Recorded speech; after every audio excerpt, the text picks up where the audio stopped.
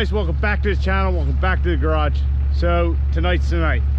We're taking the race truck to 6.7 County Dragway for Wednesday night test and tune. As you can see, I got her loaded up on a trailer. Caitlin's got a little squat to her, probably because of our reverse level, but I got the race truck all strapped down and ready to go. I also bathed her real quick. Not, you know, she's kind of not a diamond in the rough, but more just rough. Anyway, she's strapped down. Let's rock and roll. Let's make some passes. All right, so we're back at the track. Got the race truck unloaded. Got her parked next to Caitlin there. I got the laptop in the truck. I'm gonna check the transmission tuning, get that ironed out, try and figure out my game plan. I'm thinking first pass, tune 3, 20-pound to boost, see what we got. But I'm letting it warm up in the meantime. We're gonna go with hood stack straight out of the gate. In case something happens, maybe we'll at least get a nice snapshot. I did forget my suction cup mount for my GoPro, so I got to figure out something there. But yeah, I'm ready. Whew, I'm a little nervous, to be honest with you. It's been a while since we've done this, but it'll feel good after the first pass, I'm sure. It's not looking good that we're gonna get a lot of passes. It's 8 o'clock. I've been here for an hour and still haven't gotten through the staging lanes. Shit is just moving incredibly slow. I have no idea what's going on, but check out that big truck behind me. That's pretty cool. Also, our man John Muldoon's here, so if we have any transmission issues, maybe he can sort them out. But I don't think that's going to be the case tonight. But yeah, just sitting here waiting. It's getting annoying, that's for sure.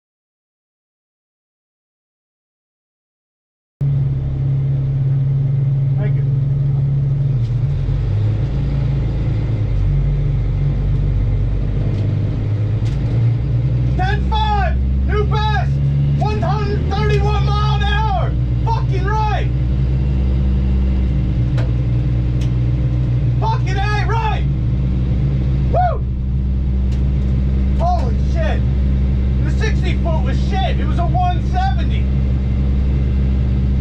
Wow. All right, so first pass felt great. Definitely felt awesome. It's definitely chirped all 4 wheels off the line. So excited. We got the truck back here cooling down a little bit. Looked at data logs for the EAS system. I'm just really excited. But that was our best time yet. We were only on tune 3, and like I said, at Bark the Tires, we had a terrible 60 foot. We had a 1.7 60 foot, which I think we've been in the 1.4s, 1.5. So if we get that, you know, I'm not gonna fuck with the tire pressure. I'm just gonna, I tried to leave around 20 pounds of boost too. Take a minute. So anyway, if I'm gonna turn it up to tune 4 and give it a try, see what we got going on there, see how it feels and all that. But so far so good. Everything feels great. But yeah, here's the slip. Like I said, 1053 at 131. We gained 4 miles an hour on the top end there, and a 1.7 60 foot. So yeah, I'm ecstatic. All right, let's get back up there and do this again.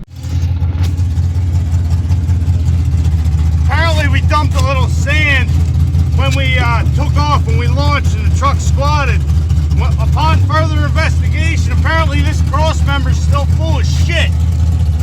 So we're got some tape off one of the guys at the mobile home, and we're taping it up. Decided to say fuck it, we're going on tune 5, 20 pounds of boost.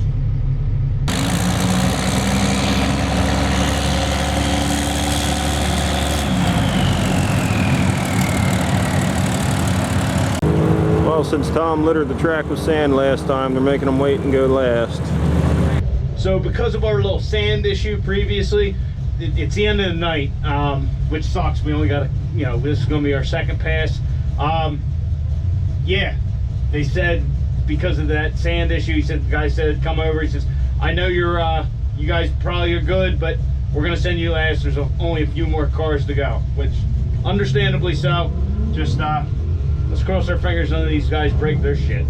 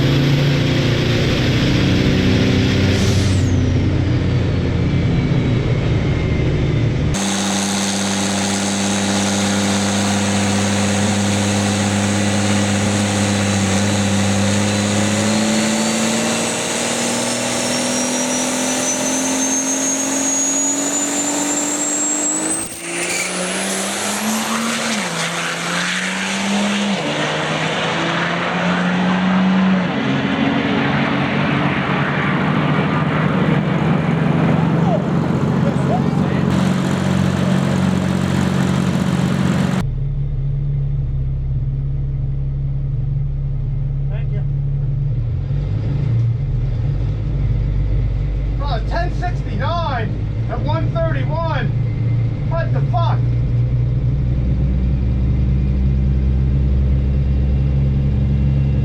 One 660 foot.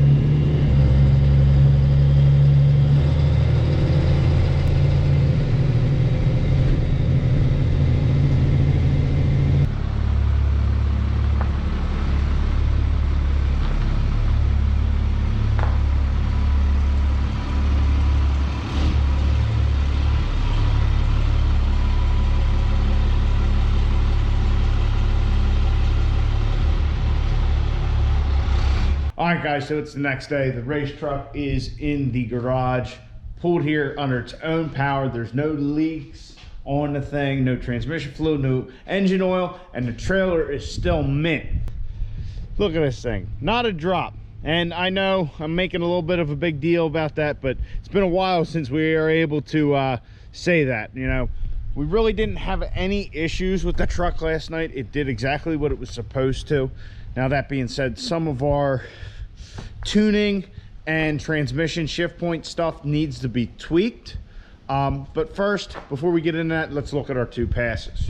So our first pass of the night, when I first did it, I was so excited because first off, it just felt great to, you know, run the truck again.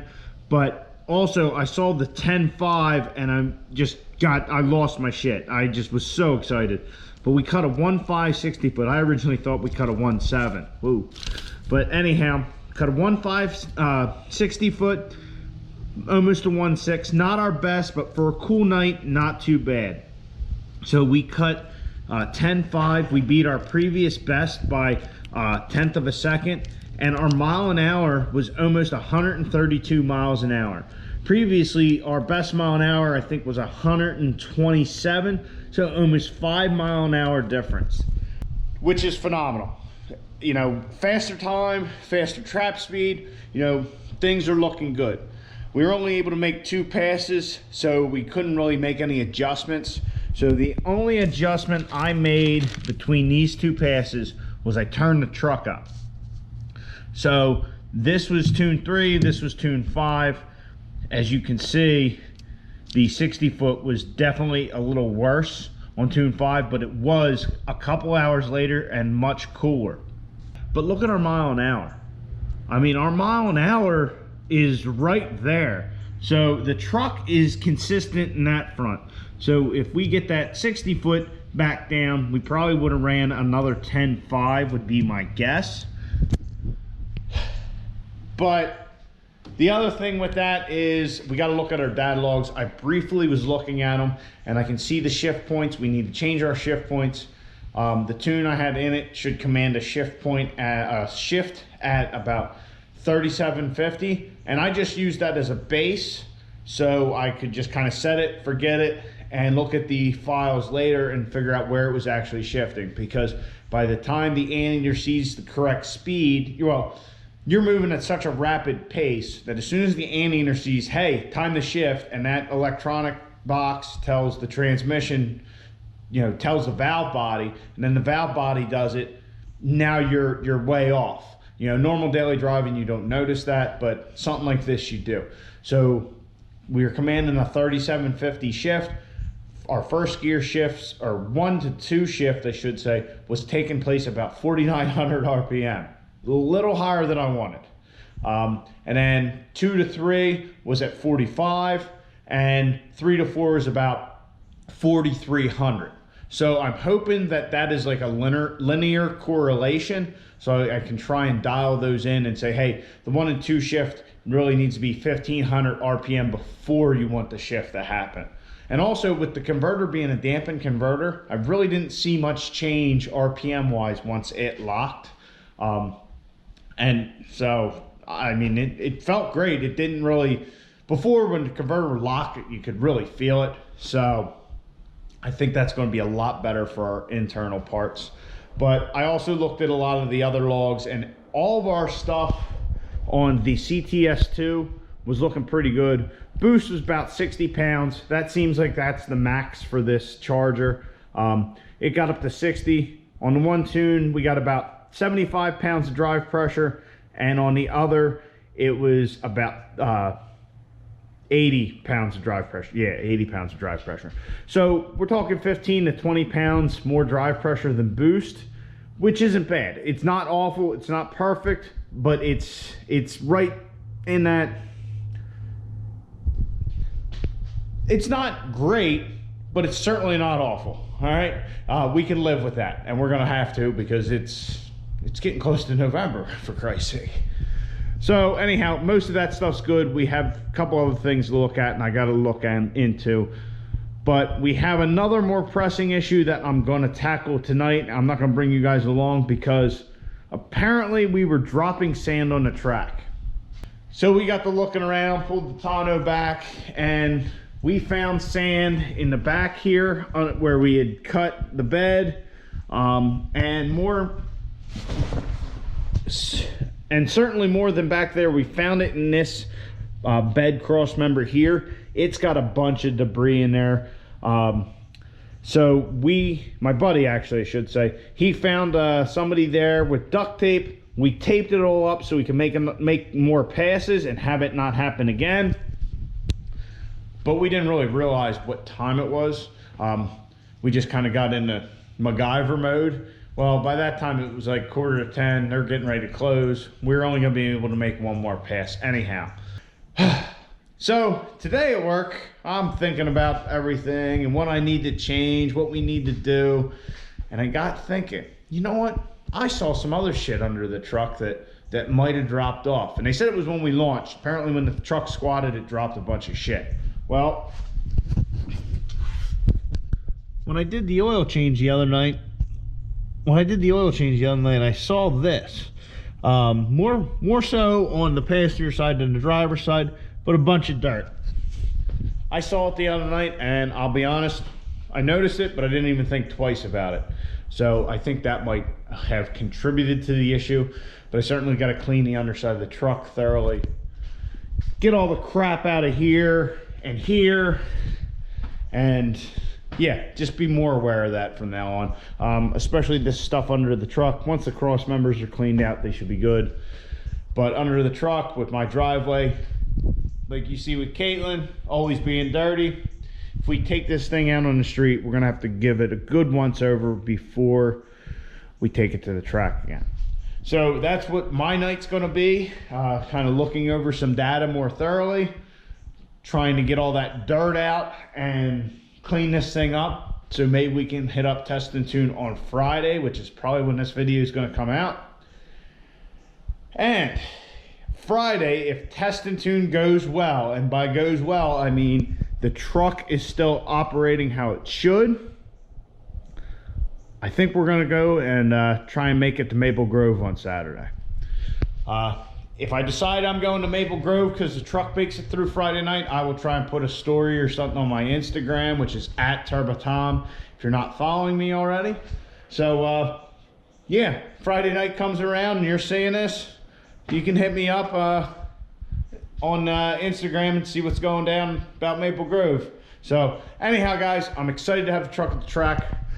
Certainly ecstatic that it worked and everything went well. 10-5 pass. That first pass of the night always gets me. I get up there, I'm nervous, and then I do it, and I'm just, whew, man, it's a good feeling. And I hope to do a lot more of it here in the last 2 months of the year before we tear this thing apart this winter. So I hope you guys enjoyed. If you did, subscribe, like the video, comment down below, and there's going to be a lot more racing content coming up, a lot more passes. All right, guys, thanks for tuning in.